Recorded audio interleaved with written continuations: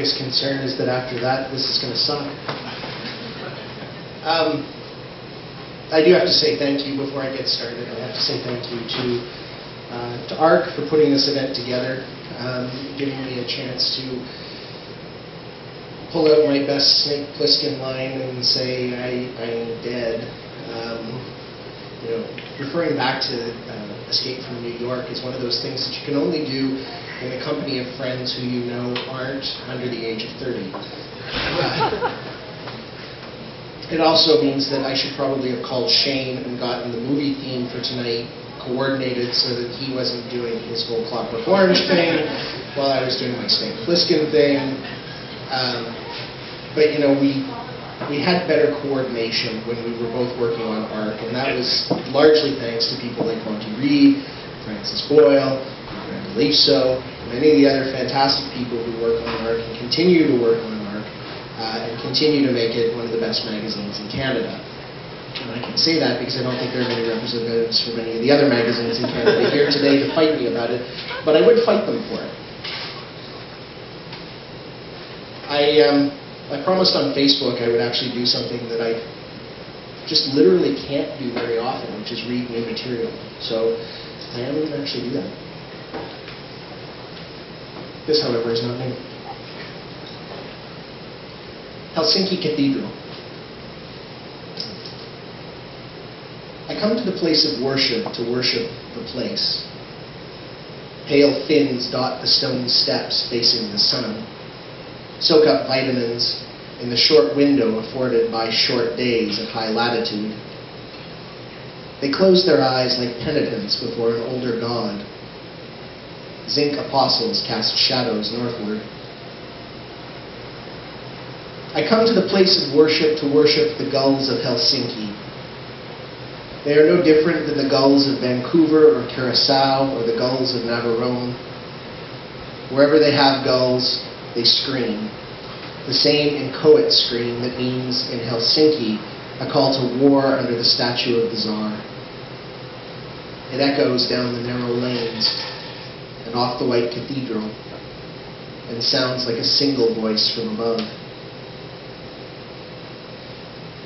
I come to the place of worship to worship the wind off the Baltic that will take your fingers in spring as gladly as winter, as though it sees you thieve. It knows your heart, hears your tongue catch, miming the quick rhythm of Finnish syllables, sees you covet cuteness in a rack of Moomin trolls. It follows you down to the esplanade, fingers you for the sleight of hand that leaves a trinket for an icon, a postcard in a place of worship.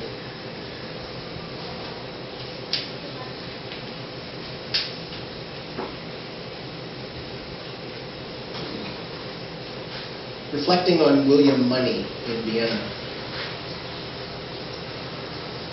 There's a lot of movies tonight. There was a time when I wanted children. It was a Tuesday in Vienna. You had just said coffee with an inflection that was half quest and half question. There was rain over the opera house, but blue sky as we lazed around the Volksgarten by the Helgenplatz. We had applied art and music and fine food to our stresses like peroxide to many small wounds until they stopped making that antiseptic fizz that said we had numbed ourselves to culture, to the ubiquity of old stone and Baroque architecture. All our senses were sated. We were satisfied. In those moments, I am aware of a surface tension that divides my life is good from life is good. Is this all there is from this is more than enough?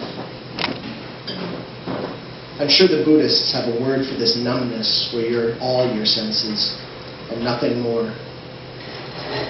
But I've never been much of a philosopher. In that moment, when I thought outside myself, for just a moment, I thought of William Money, breaking rock on his farmstead in Missouri. A man with no name, just addictions and old pains in the Facebook of a gunslinger's curriculum morte. He's stiff as he tends his wife's grave and his children.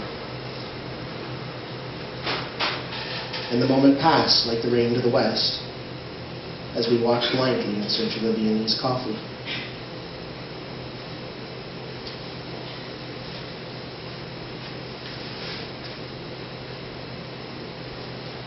There's also a lot of Europe in this one, this set. The Death in the Danish Museum, Copenhagen, August 2015. See, new. This havfru is the fishy type, not like the demure and disappointed girl curled on her legs by the shore.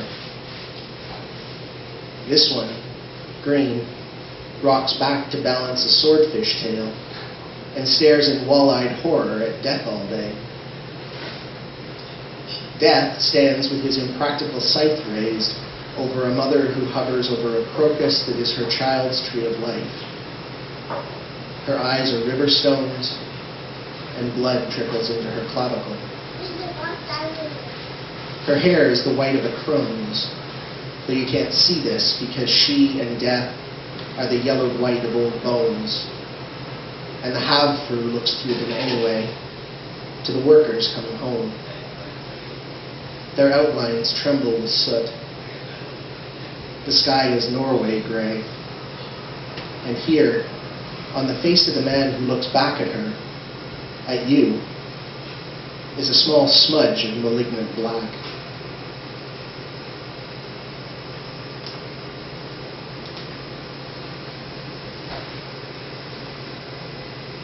Young Russian couple, for lack of a better title.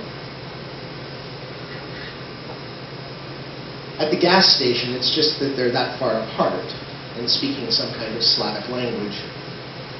That's all it is. He turns and goes.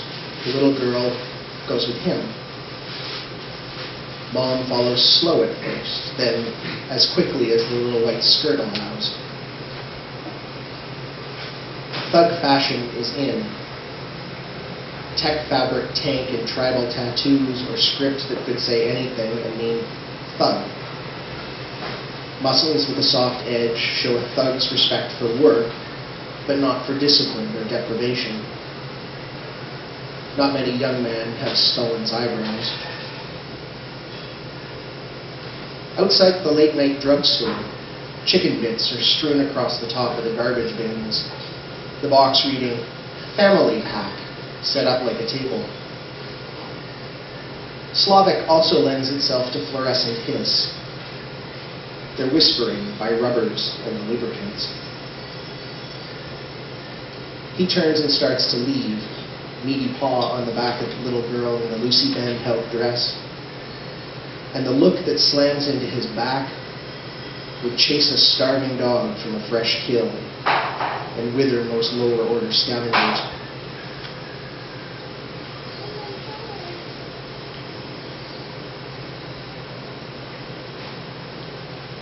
Nightmare 1. I woke up headed northbound on an express. I was milky with the usual confusion and struggled to shake the image of myself, open-mouthed and on the nod, squimpering like a dreaming dog. By the time I shook it off, I was alone with the tinny voice that told me I'd hit the end of the line. Fine. It was late morning now. The long grass on the median was yellow and dry. Wind gusted down the four-laner, and I felt for the first time the thin layer of sleep sweat tacking my shirt to my skin. God knows what I'd been dreaming. As the bus sped off for the terminal, I gave up on getting wherever I'd been heading. The road was empty in both directions. Developments with home county names flanked it on both sides. Commuter country. There wasn't a single human sound across the browning lawns and struggling saplings. Just the breeze flapping in the Korean and Canadian flags and swinging the for sale signs. Rush hour was well past. I was alone.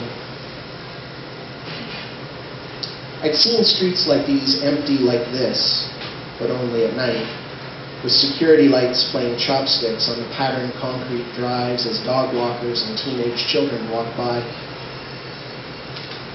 With the daylight picking through haze to catch the vinyl siding and the beveled edges and etched bay windows, everything was cheap and temporal.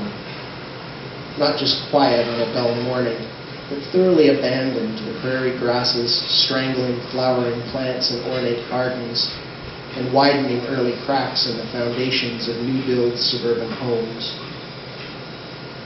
The dream, whatever it had been, seemed far away now. I felt like walking. I felt just a little better.